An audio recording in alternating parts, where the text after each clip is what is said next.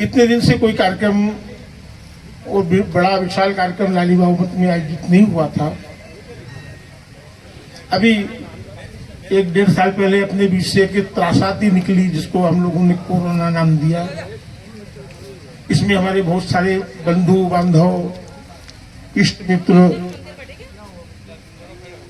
नहीं चाहते हुए भी हमसे दूर चले गए। उनका सब कुछ यहीं छूट गया। बड़े सक्षम थे, 10-10, 5-5, 10-10 लाख, 20-20 लाख रुपया खर्चा भी किया, लेकिन अपन उनको नहीं बचा सके। हमारे शास्त्रों में एक ही उपाय है, भागवत। भागवत ऐसा उपाय है कि जिसकी गति नहीं हुई है, जो अकाल मृत्यु मरा है, जो हमारे पितृ कहीं रास्ते में रुके हुए हैं, किसी योनि में रुके हुए हैं, उनकी आत्मा अतृप्त है, हमको कष्ट पहुंचा रहे हैं, उन सब के लिए एकमात्र उपाय है श्रीमद् भागवत। मेरे मन में आया, क्यों ना हम इस बागड़ की भूमि में, और बागड़ की भूमि का भी जो प्रसिद्ध लालीबाग मठ तीर्थ क्षेत्र है, इसमें बैठ करके एक सुंदर सा आयोजन कर लें कि हमारे सब समाज एकजुट हो, इकट्ठे हो। कल ही हमारी समिति के साथ में चर्चा हुई कि महाराज लोग कह रहे हैं कि हमारा सहयोग ले जाओ ले जाओ। भाई सहयोग तो आपका हमारे पास में रखा है, हम जब चाहेंगे तब ले लेंगे, उनमें कोई दिक्कत नहीं।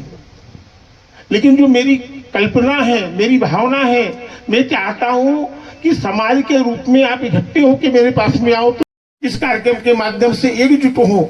ना छोटा दिखे, ना बड़ा दिखे, ना पैसे वाला दिखे, ना छोटी जाति कहलाने का कोई अवसर आए। हम सब एक मिलकर के हर एक व्यक्ति को प्रतिनिधित्व मिले, हर जाति को प्रतिनिधित्व मिले, यहाँ पहुंचे और इसमें भाग लें। मुहूर्त निकाला है कि पिछले 600 सालों में ऐसा मुहूर्त आज तक नहीं आया था जो आज के दिन ये मुहूर्त उपस्थित हुआ है। ज्योतिष की गणना के अनुसार आज के दिन की ये महत्ता है। तो देखिए, संतों का तो हर एक कार्य पवित्र होता है। हमको इतना पता है कि महाराज जी ने इतना देखा होगा कि अच्छा दिन होना चाहिए और उस दिन हनुमान जी स्थापित हो। कोई ज्यादा उन्होंने गणना ज्योतिष की करवाई नहीं थी, पर भगवान ने सोचा, भगवान ने विचार किया कि इतना पवित्रम कार्य, ये बांसवाड़ा नगर के लिए ऐतिहासिक कार्य है, इसलिए इसका मुहूर्त भी ऐतिहासिक होना चाहिए। इस ऐतिहासिक मुहूर्त पर हनुमान जी महाराज यहाँ विराजमान हो ही गए हैं और इस स्थान की बड़ी महिमा है। यहाँ लक्ष्मी नरसिंह भगवान तो विराजमान है ही है, और साथ साथ हमारे श्री संप्रदाय में, हमारे वैष्णव संप्रदाय में एक महान संत हुए हैं, जगत गुरु श्री स्वामी मंगलदास जी महाराज, जिनका पूरे भारत में उनका एक नाम है और श्री संप्रदाय में उनका बड़ा आदर प्राप्त होता है। उन श्री मंगलदास जी महाराज की चरण पादुका यहाँ विराजमान है। उन्होंने अपने जीवन का पवित्र समय यहाँ पर बिताया है। ये बांसवाड़ा के लिए भी सौभाग्य की बात। भगवान के पास जाता है तो पुष्प अर्पण करता है, कोई एक पुष्प अर्पण करता है, कोई 2 पुष्प अर्पण करता है, पर जिस माला को हम फेरते हैं वो कितने मणकों की होती है?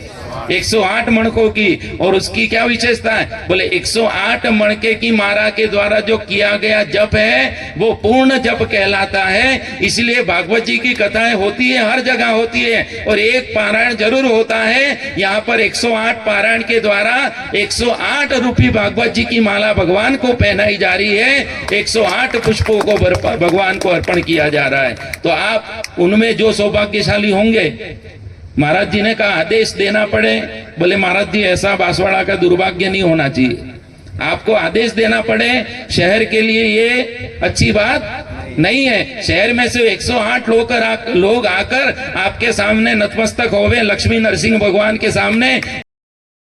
शास्त्रम प्रमाणम ते कार्य व्यवस्थित हो। शास्त्र को मानकर अगर जो आप चलेंगे तो ही लाभ होगा। शास्त्र को नहीं माना तो आपको कुछ पुण्य प्राप्त होना नहीं है। वो शास्त्र कहता है, भागवत जी का वक्ता, पहली शर्त विरक्त होना चाहिए, अर्थात भागवत की व्यास पीठ पर ऐसा व्यक्ति बैठे जो सुखदेव जी की परंपरा का हो। सुखदेव जी परम वैराग्यवान थे, तो भागवत जी का वक्ता कैसा होना चाहिए?